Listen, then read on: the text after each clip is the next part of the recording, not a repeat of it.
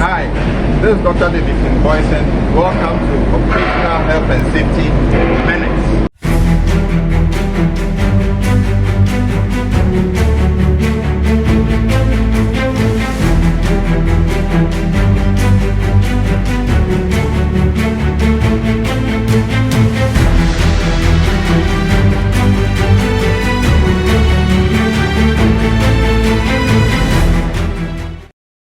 So the last stage of the process is stage 5 or step 5, which is monitor and review.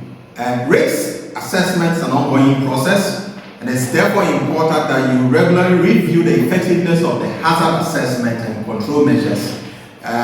So in order that you understand what is really happening. Risk assessment should be conducted anytime there is a change in the workplace, including changes in the work systems, the processes, tools, machineries, or equipment.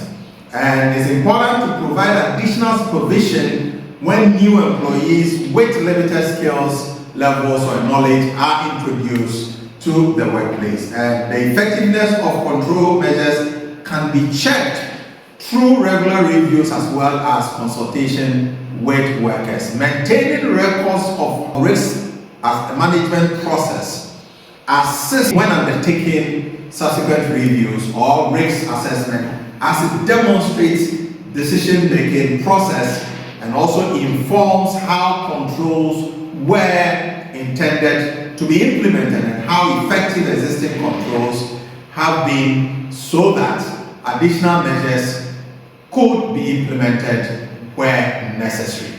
So we've gone through the 5 stages of risk assessment, and let me just take you through briefly what it entails. The first one is to identify the hazard, 2 is to assess the risk, 3 is to evaluate the existing controls, 4 is to implement additional risk controls, and the 5th stage or the 5th step is to monitor and review. As I have said earlier, occupational health and safety is the responsibility of the employee and the employer.